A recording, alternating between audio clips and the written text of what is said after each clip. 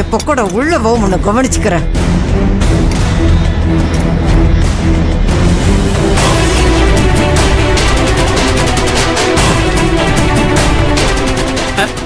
வேலு அண்ணன் வந்துட்டாரு.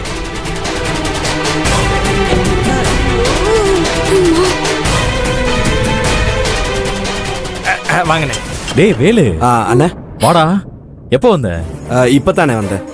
உன்னை பார்த்துட்டு போலான்னு வந்தேன். பசிச்சிருச்சு, அதான் 2 பேரும் உட்காந்து. மாமா நீங்களும் எங்க கூட உட்காருங்க, சேர்ந்தே சாப்பிடலாம். ஐயோ போச்சு போச்சு. இல்லம்மா நான் அண்ணே என்னென்ன யோசிக்கிற? சாப்பாட்டுக்கு நேரமாயிருச்சு. சாப்பிடாம வகுத்த காய போட்டா உடம்பு என்னத்துக்காகிறது? உட்காருண்ணே, சேர்ந்தே சாப்பிடுவோம். அதுவும் சரிதான், எனக்கும் பசிக்கு தான் செய்யுது. அதுவும் இல்லாம வேலை விஷயமா வெளியே சுத்திட்டு இருந்தேன் இல்லையா, நம்ம ஹோட்டல் சாப்பாடு சாப்பிட்டு ரொம்ப நாள் ஆச்சு.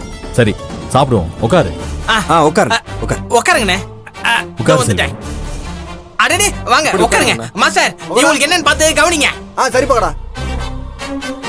பக்கோடா எல்லாம் எடுத்துட்டு வா. இதோ வந்துட்டேனே. 2 சாப்பாடு எடுத்துட்டு வாங்க. ஏமா வைடா.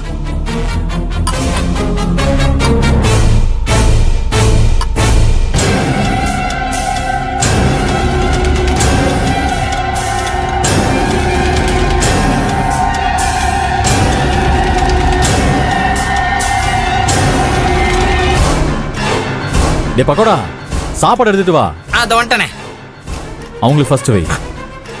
உங்களுக்கு வச்சிடறேன் அப்புறம். வை வை அண்ணனுக்கு.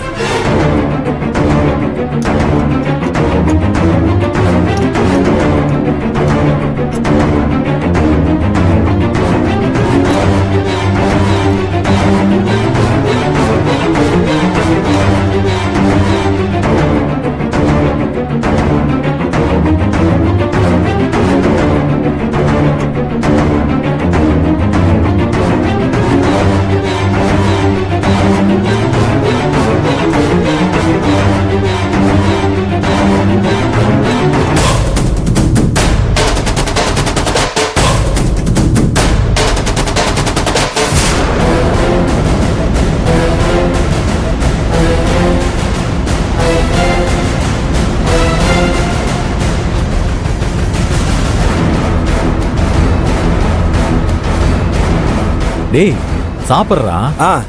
நீ சாப்பிடுண்ண.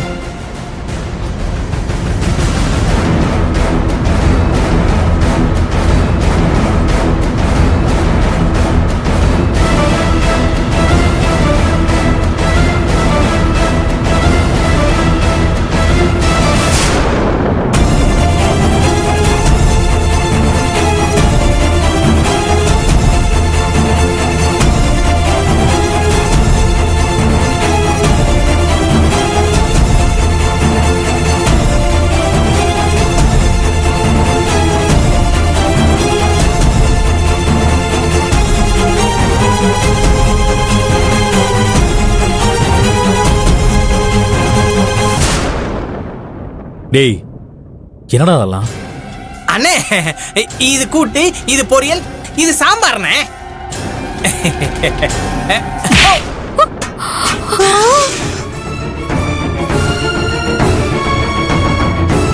என்னண்ணே என்னாச்சு?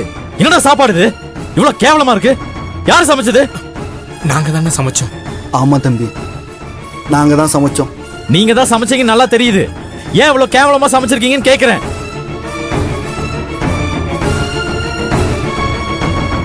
சாம்பார் தண்ணியா இருக்கு, பருப்பு வேகல, கூட்டு பொரியல் வாயில வைக்க முடியல. அண்ணே தரமான பொருளா வாங்கி கொடுத்தா நாங்க எதுக்கு நல்லா சமைக்காம இருக்க போறோம்?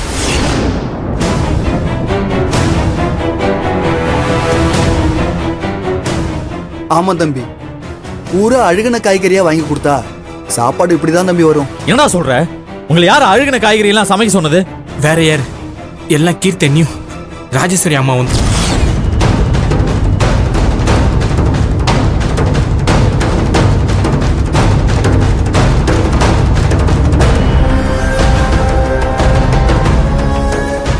டேய் தெளிவா சொல்லு. ஆமாண்ணே, நாங்களும் எத்தனையோ தடவை அவங்க கிட்ட சொல்லி பார்த்துட்டோம். அவங்க என்னடானா இதுலயே சமைங்க போதுன்னு சொல்லிட்டாங்க.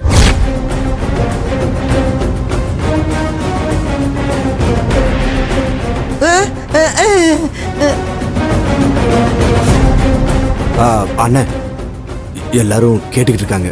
எதுவா இருந்தாலும் போனதுக்கு அப்புறம் பேசிப்போம்.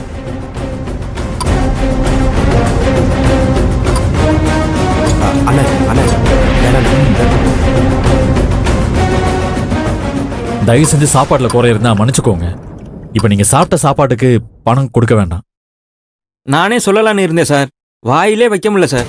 காசு கொடுத்து சாப்பிட்றவங்களுக்கு கொஞ்சம் நல்ல சாப்பாடாக கொடுங்க சார். இந்த மாதிரிலாம் செய்யாதீங்க சார். தம்பி வாடா போலாம்.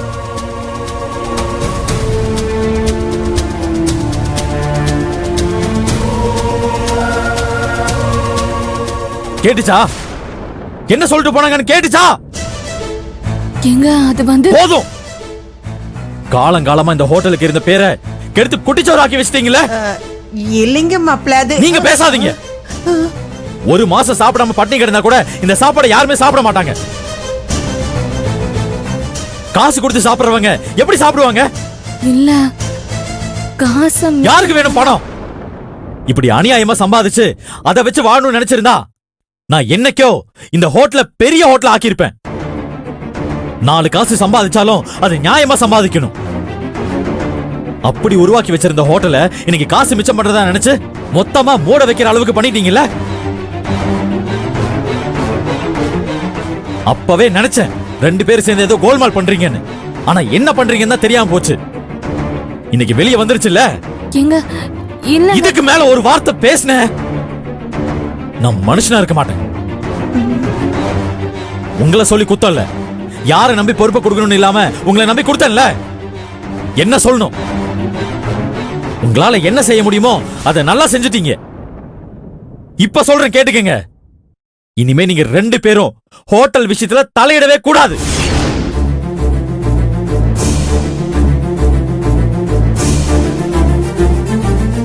மாமா, ஏதோ தெரியாம தப்பு நடந்துருச்சு. இனிமே இந்த மாதிரி நடக்காம பாத்துப்பாங்க. தயவு செஞ்சு கீர்த்தி மேல கோவப்படாதீங்க. இவங்கள மறுபடியும் நம்பினா அது எனக்கு தான் ஆபத்து. இனிமே நான் யாரையும் நம்புறதாவே இல்ல.